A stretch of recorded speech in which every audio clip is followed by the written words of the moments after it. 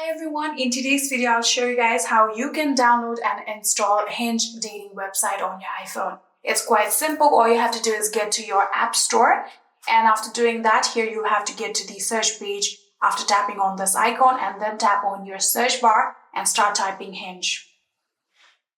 And then tap on your search button, and here you'll get to see Hinge dating app right here. Tap on it, and currently here you can see a cloud-like icon on mine. There will be the option of get in yours if you haven't installed your application previously, and all you have to do is tap on get, and there will be the requirement of your Face ID verification or your Touch ID or the password of your Apple ID. So simply do that and you'll be able to install Hinge on your phone. So for now, here you can see, since I have previously installed this application, all I have to do is tap on it and the download process has begun.